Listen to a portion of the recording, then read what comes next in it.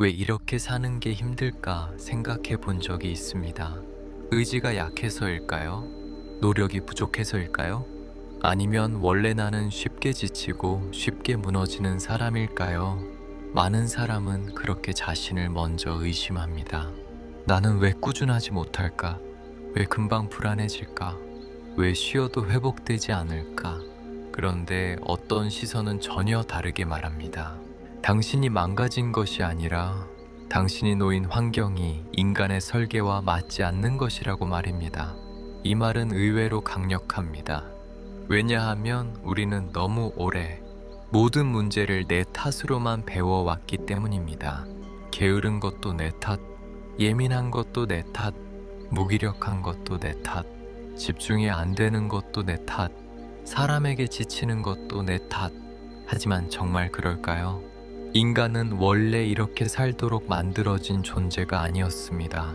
하루 종일 앉아서 인공 조명 아래에서 끊임없이 울리는 알림을 확인하고 수십 명과 비교당하며 몸은 거의 움직이지 않은 채 머리만 과열되도록 만들어진 존재가 아니었습니다. 우리 몸은 훨씬 오래전의 리듬을 기억하고 있습니다.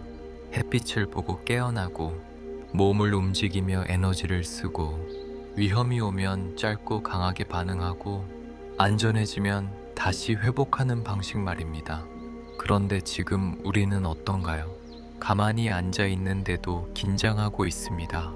아무 일도 일어나지 않았는데 불안합니다. 몸은 움직이지 않았는데 머리는 이미 탈진해 있습니다. 배가 고픈지 외로운지 지루한지 피곤한지도 모른 채 그저 핸드폰을 넘기고 또 넘깁니다. 이쯤 되면 질문을 바꿔야 합니다. 나는 왜 이렇게 약할까가 아니라 나는 지금 인간답게 살고 있는가? 바로 여기서 핵심이 드러납니다. 문제는 의지가 아니라 환경일 수 있다는 것. 이건 변명이 아닙니다. 오히려 더 냉정한 이야기입니다.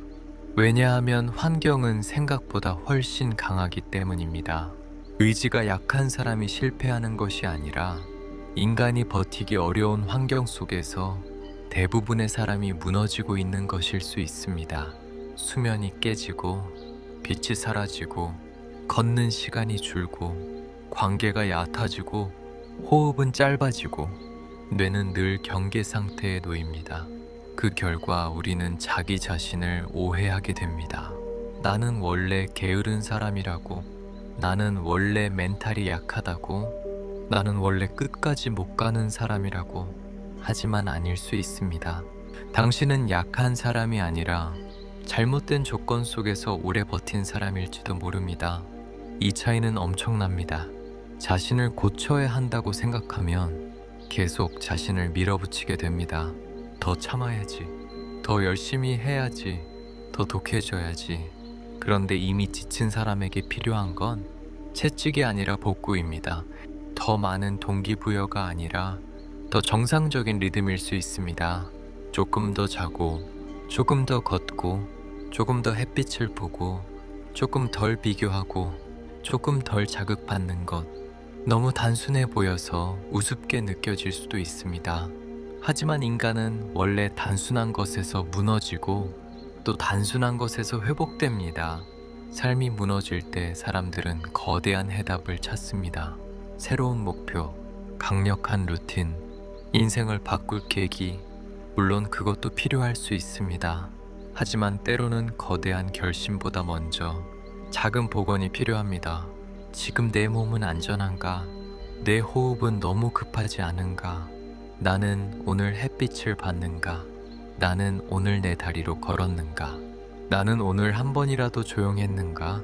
이런 질문이야말로 인간을 다시 인간답게 만드는 질문입니다. 우리는 너무 오래 성공하는 법만 배웠지 정상적으로 작동하는 법은 배우지 못했습니다. 그래서 잘 사는 법을 찾다가 정작 살아남는 법부터 잊어버린 건 아닌지 돌아봐야 합니다. 스스로를 몰아붙이는 사람일수록 이 말을 꼭 기억했으면 합니다. 당신의 문제를 전부 성격으로 해석하지 마십시오. 의지 부족으로 단정하지 마십시오. 지금 필요한 것은 자책이 아니라 점검일 수 있습니다. 나는 정말 나답지 못한 사람인가? 아니면 인간답지 못한 환경 속에 너무 오래 있었던 것인가? 이 질문 하나가 시선을 바꿉니다. 그리고 시선이 바뀌면 회복의 방향도 달라집니다. 나를 바꾸는 것이 먼저가 아니라 나를 둘러싼 조건을 바꾸는 것이 먼저일 수 있습니다. 결국 가장 날카로운 결론은 이것입니다. 우리는 망가진 인간이 아니라 부자연스러운 환경에 오래 노출된 인간일 수 있습니다. 그러니 오늘만큼은 자신을 탓하는 대신 자신의 환경을 한번 보십시오. 당신을 무너뜨린 것이 당신의 나약함인지 아니면 인간답게 살 수 없게 만든 조건들인지 그걸 구별하는 순간부터 회복은 시작됩니다. 결국 우리가 붙잡아야 할 마지막 질문은 이것입니다. 나는 왜 이렇게 부족한가가 아니라 나는 지금 인간답게 살고 있는가?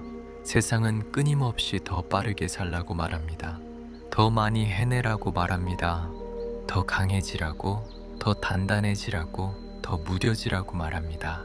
하지만 인간은 원래 그렇게만 버티도록 만들어진 존재가 아닙니다.